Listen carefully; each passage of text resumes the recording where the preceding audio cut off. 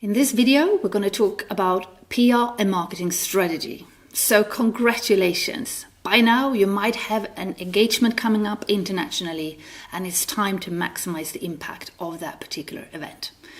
So before we do that, as always, make sure you've got your ducks in a row, you've got your branding sorted and your sales material sorted. You already have a foundation, and if you don't, then I suggest that you get that sorted first, because once you start raising visibility for your upcoming event, then many people will go to all your platforms online and they will talk about you and they want to find out more about you. They might want to search your name on Google and Bing and Yahoo.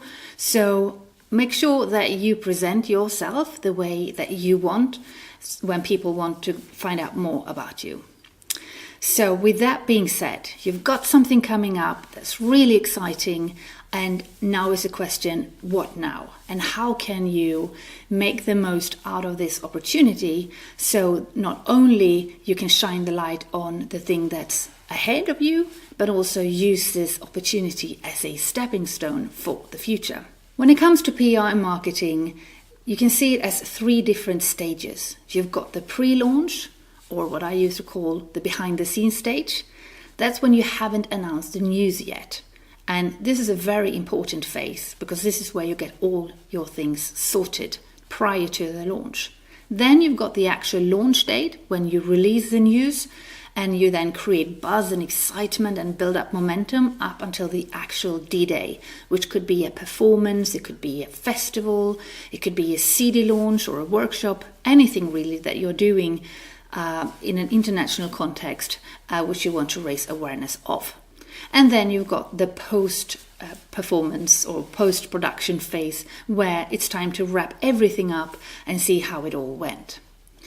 So, what do you do then during this first phase, the behind-the-scenes stage? I've already mentioned, make sure your brand looks and feels great on all platforms, and that you've got everything covered for when people come and visit your sites. Then it's time to have a look at this particular event. What is it? When is it? And decide what kind of goals you've got for this particular campaign. If you are working together with someone else, or someone has actually bought your performance, then they might already have a PR and marketing strategy in place. So before you go ahead and do anything, do talk to them and liaise with them so that your efforts are all in the same direction. They might actually say to you, no, we don't want you to send anything out. Then you have to be very careful about how you go about it. On the other hand, it could be that they say, great, we would love for you to do a marketing campaign parallel to ours, or, join forces. So you need to just think about that. And also, again, if you're working with someone else and they have hired you or bought your production or commissioned your work, see if you can take a little bit of time to find out what are their goals and their objectives, and how can you support them in what they want to achieve. It could be that they want to sell out the performance. It might be that they are presenting brand new work. They want to position themselves as something in your industry, and your production will help them achieve that mission. So obviously you would want to support them in that. So once you know what you want to do, what the goals are, and for PR marketing, first of all, obviously, I would think about, for PR perspective, how many articles would you perhaps want to get into radio, not radio articles, but in TV and radio and the newspapers and magazines. You could talk to bloggers and influencers. Basically, where do you want your news to be featured? It could also be that you have a goal to sell tickets. It could be that you want to attract future sponsors and partners, or anything else really. And a way to think about this is, if you look at it from a promotional perspective, what you want, you can also build your artistic goals into this. What kind of artistic goals do you have, and how can this campaign help support that? And then also you might have financial goals and learning goals and educational goals. And they could also be part of your bigger mission and your bigger why behind everything that you do. And then you can link that with this particular campaign and see how that can support that.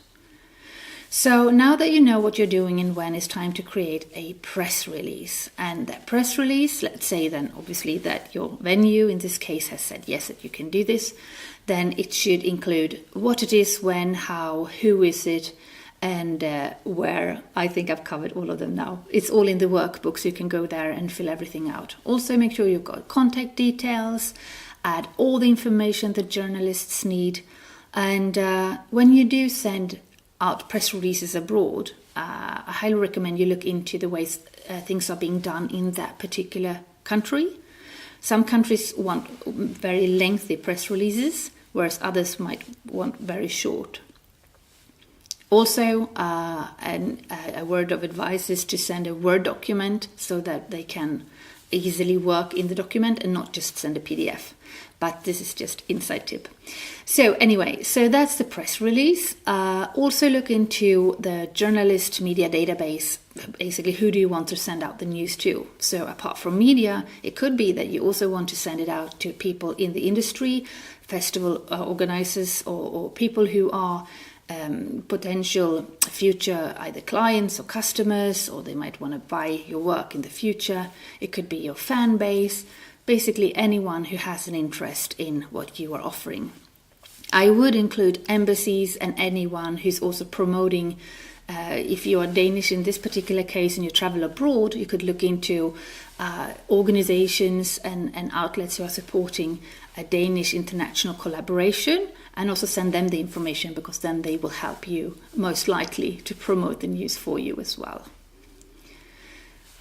When you set this up, also look into a media monitoring tool, because if you're doing all of this, you want to track and measure and see the results of what you're doing. And a great media monitoring tool is Meltwater, for instance. You can cover global media reach. Then every country, or not every country, but many countries have their own, who also cover print material. For instance, in the UK, they've got Gokana, and Gokana also covers all the print media. And that will allow you not only to pick up the news, but it is also actually good for you to use in your social media campaign that you're hopefully running parallel to your PR, so that you can spin the news and every day post something online. So that is the next thing I'm going to talk to you about. We've talked about the press release and the PR side of things, and make sure that it's newsworthy, and at the end also include a boiler template with information about you and what you do. But it has to be newsworthy. And don't fall into the trap and just say that you're thrilled or excited to be doing something. Journalists, they want to know, why is this important? Why is this relevant to me? And even though you might decide to send out a huge mail send out online, you can use PR Newswire or Cision, or there are many tools that you can use if you want to spread your news digitally to big databases of journalists. But the best results you actually get when you pitch to people one-on-one, and then you have to make it bespoke to that particular media outlet. So, parallel to PR, we're going to talk a little bit about marketing. And with marketing, the social media marketing, this is where the magic happens. You can either do PR or marketing, and you can post something online, or again, hand out a marketing material, printed something to promote this particular event. But it is really how all of these things work together.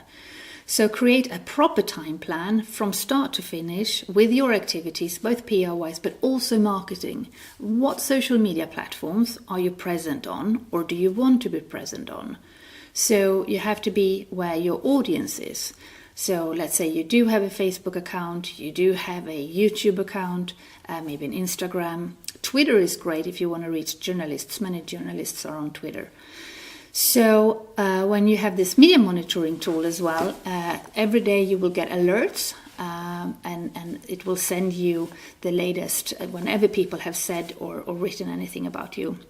And then you can repurpose that, and you can actually post that online so that people know. And final thing before you go to launch is to have in your material, make sure you invite journalists, if you can, to come and review. Also check this with the venue if you are performing somewhere else and they are doing all of this.